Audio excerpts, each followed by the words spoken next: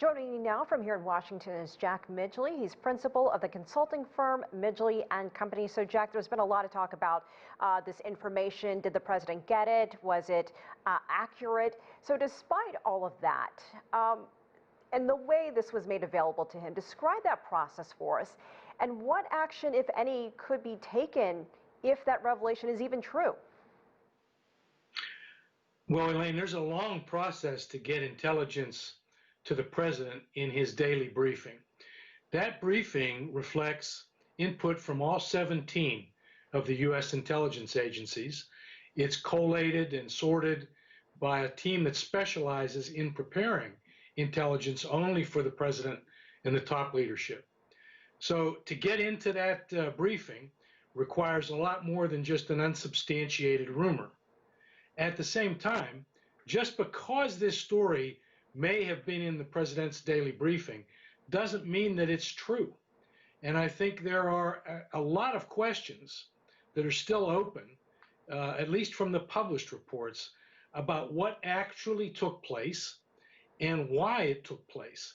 On its face, a lot of this story just doesn't make sense. And I think the Congress is going to ask some hard questions in the next day or so.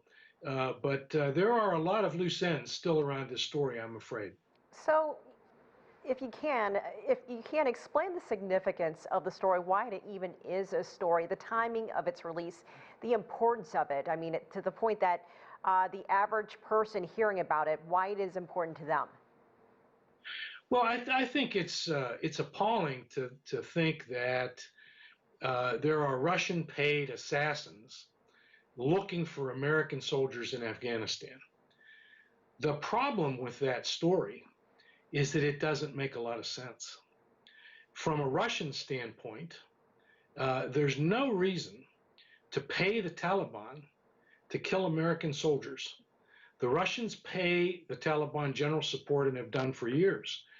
But a program of targeted assassination doesn't serve the Russian interests, which are to get the United States out of Afghanistan. The Taliban are not well served by a story like this. The Taliban have stopped targeting Americans in recent months because they're betting that the fastest way to get the Americans out of Afghanistan is through the peace process. I'm afraid that the real winner in a story like this is actually the Afghan government and the Afghan intelligence services, which want the Americans to stay, and they are the main source of the information that's being talked about in the press. So as I said, the story would be disturbing if it's true, but there's every indication that this story just doesn't hang together on the facts. And Jack, we just have about a minute left. Where do we go from here? Congress wants some answers. Could they take any action at all, depending, or are we ever going to know the truth about this? I hope so. I think in the next days, the Congress can ask for testimony either behind closed doors or in open forum. And I think we'll get quickly to the bottom of whether or not there's a story here or not. The key questions will be, where did this information come from? And what were the interests of the people who were providing the information? That's not clear in the public domain, but I think it'll clear up in the next few days.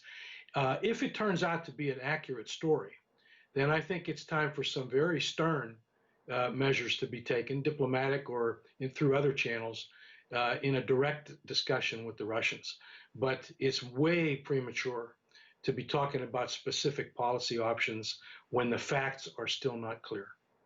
Jack Midgley here in Washington, thank you so much for your insight. We appreciate it.